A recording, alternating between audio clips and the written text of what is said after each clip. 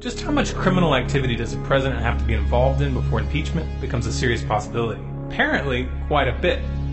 It seems it wasn't enough when the Obama administration got caught sending thousands of weapons to Mexican drug cartels during Operation Fast and Furious. Weapons that were used in crimes on both sides of the border and which resulted in hundreds if not thousands of deaths.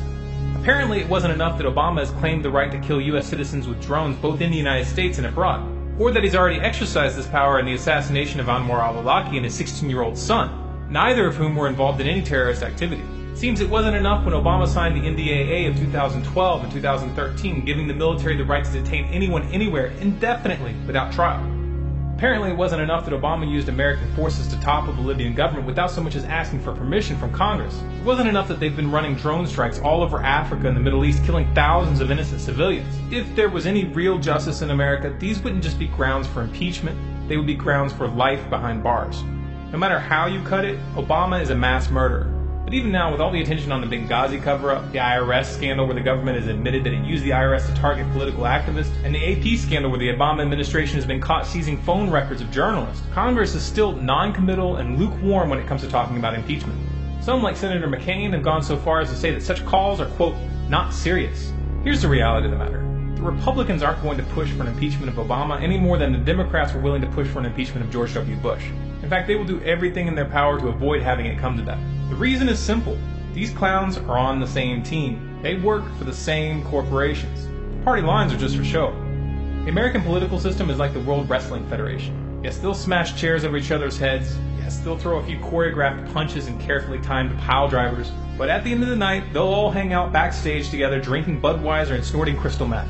Okay, well maybe they don't all drink Budweiser, but you get the point. If you want Obama impeached, you're going to have to stop operating under the illusion that Congress is acting in good faith, and that the two parties have fundamentally different agendas. These guys are just as dirty and just as corrupt as Obama. They're not going to move towards impeachment unless they feel themselves to be in danger. Those who intend to contact their congressmen and senators should keep that in mind. These people need to understand that you are taking down their names, addresses, and photos, and that you will consider their inaction an act of treason. The government needs to fear the people. That's the only thing that can hold them in check.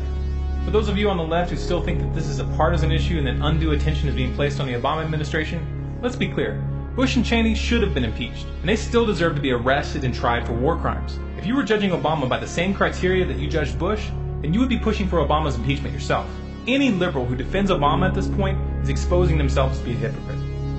In world news, this week Russia's counterintelligence agency says it caught a CIA officer trying to flip a Russian operative.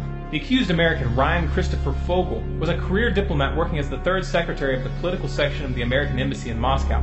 He apparently offered $100,000 down payment and $1 million a year plus bonuses to the Russian operative on the condition of his long-term cooperation. This seems to be a return to Cold War-era spy game tactics, only with a Dumb and Dumber twist to it. Maybe they'll make the story into a full-length film, and Jim Carrey can play the lead role. In science news, American researchers have found a way to infect mosquitoes with a bacteria that attacks the malaria parasite, effectively making them incapable of carrying the disease. The bacterial infection is contagious and has been shown to be transmitted to mosquito offspring for at least 34 generations, which was the total number of generations studied. About 660,000 people die worldwide each year from malaria.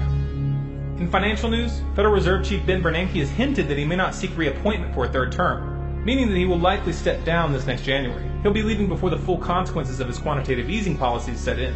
Treasury Secretary Timothy Geithner is also set to step down in January, leaving the two most influential jobs in the U.S. government related to the economy vacant at the same time. Seems the rats are jumping ship.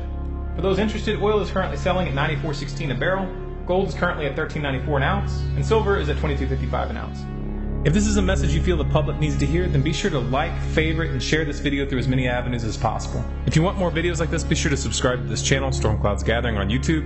For updates and bonus content, follow us on Facebook, facebook.com/StormcloudsGathering, on Twitter at Collapse Updates, and our website, stormcloudsgathering.com.